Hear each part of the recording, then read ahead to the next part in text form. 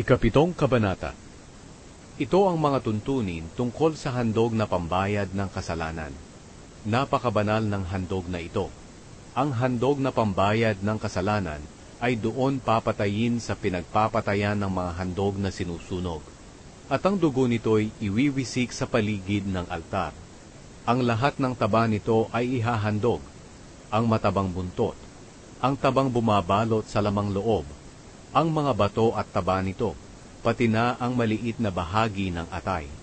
Lahat ng ito'y susunugin ng pari sa altar bilang handog sa Panginoon sa pamamagitan ng apoy. Ito'y handog na pambayad ng kasalanan. Ang matitira ay maaaring kainin ng mga anak na lalaki ng mga pari. Pero dapat nila itong kainin doon sa banal na lugar dahil napakabanal nito. Iisa ang tuntunin sa handog sa paglilinis at sa handog na pambayad ng kasalanan. Ang karne sa mga handog na ito ay para sa paring naghandog nito. Ang balat naman ng hayop na inialay bilang handog na sinusunog ay para rin sa paring nag-alay nito. Ganoon din sa lahat ng handog na butil na inialay bilang handog na pagpaparangal sa Panginoon, na niluto sa hurno o sa kawali. At ang lahat ng handog na pagpaparangal, may halo man itong langis o wala, ay para na sa mga paring mula sa angkan ni Aaron, at paghahati-hatian nila ito ng pantay-pantay. Mga karagdagang tuntunin para sa handog para sa mabuting relasyon. Ito ang mga tuntunin tungkol sa handog para sa mabuting relasyon na iniaalay sa Panginoon. Kung ang hayop na handog para sa mabuting relasyon ay inialay bilang handog ng pagpapasalamat sa Panginoon, sasamahan niya ito ng tinapay. Magdadala siya ng tinapay na walang pampaalsa, katulad ng makapal na tinapay na hinaluan ng langis, manipis na tinapay na pinahiran ng langis, at tinapay na mula sa magandang klaseng harina na hinaluan ng langis. Maliban dito, magdadala rin siya ng tinapay na may pampaalsa. Siya'y maghahandog mula sa bawat uri ng tinapay na ito bilang kaloob sa Panginoon. At ang mga tinapay na ito na inihandog ay para na sa paring nagwiwisik ng dugo ng hayop na handog para sa mabuting relasyon. Ang karne ng hayop na inihandog bilang pagpapasalamat sa Panginoon ay dapat kainin ng taong naghandog nito at ng sambahayan niya, at ng mga pari sa araw ding iyon, at dapat walang matira kinaumagahan. Pero kung ang kanyang handog para sa mabuting relasyon ay inialay niya bilang handog para tuparin ang isang panata o handog na kusang loob, ang karne ay makakain sa araw ng paghahandog, at ang matitira ay maaari pa ring kainin kinabukasan. At kung mayroon pa ring matira hanggang sa pangatlong araw, dapat na itong sunugin. Kapag may kumain pa nito sa pangatlong araw, hindi na tatanggapin ng Panginoon ang handog na ito, at magiging walang kabuluhan ang handog niya. Ang handog na ito ay ituturing na kasuklam-suklam, at magiging pananagutan pa ng sinumang kumain nito.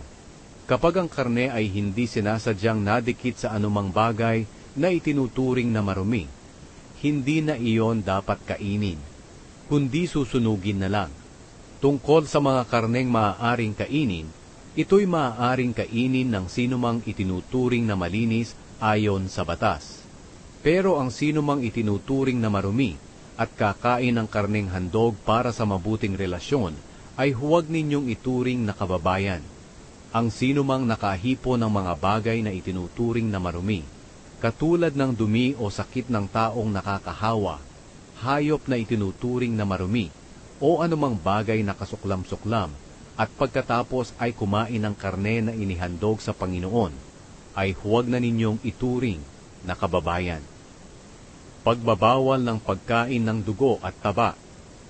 Nag-utos ang Panginoon kay Moises na sabihin ito sa mga taga-Israel, huwag kayong kakain ng taba ng baka, tupa o kambing, ang taba ng hayop na namatay o pinatay ng ibang hayop ay maaari ninyong gamitin sa anumang nais ninyo, pero huwag ninyong kakainin. Ang sinumang kakain ng taba ng hayop na maaaring ihandog sa Panginoon ay huwag na ninyong ituring na kababayan. At saan man kayo tumira, huwag kayong kakain ng dugo ng hayop o ibon. Ang sinumang kakain ng dugo ay huwag na ninyong ituring na kababayan. Ang bahagi ng mga pari sa mga handog. Nagutos din ang Panginoon kay Moises na sabihin ito sa mga taga-Israel. Ang sinumang mag-aalay ng handog para sa mabuting relasyon ay dapat magbukod ng bahagi ng handog na iyon para sa Panginoon na ibibigay sa mga pari. At ang bahaging iyon ng handog ay dadalhin mismo ng maghahandog sa altar upang ialay sa Panginoon bilang handog sa pamamagitan ng apoy. Dadalhin niya ang taba at pitso ng hayop at itataas niya ang pitso sa presensya ng Panginoon bilang handog na itinataas. Pagkatapos susunugin ng paring namumuno ng seremonya ang taba sa altar, pero ang pitso ay para kay Aaron at sa kanyang angkan.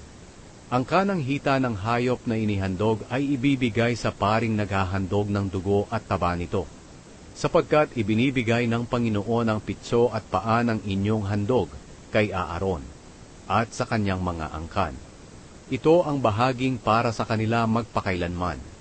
Iyon ang bahagi ng mga handog sa pamamagitan ng apoy para sa Panginoon na ibinigay kay Aaron at sa kanyang mga angkan mula sa araw na sila'y itinalagang maglingkod sa Panginoon bilang mga pari. Nang araw na inordinahan sila, nag-utos ang Panginoon sa mga taga-Israel na dapat nilang ibigay ang bahaging iyon ng mga pari na para sa kanila magpakailanman, at dapat nila itong sundin hanggang sa susunod pang mga henerasyon.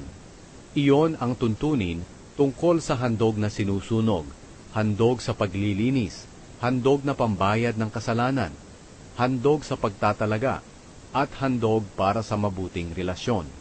Ang mga tuntuning ito ay ibinigay ng Panginoon kay Moises doon sa ilang, sa bundok ng Sinai, noong nag-utos ang Panginoon sa mga taga-Israel na maghandog sa Kanya.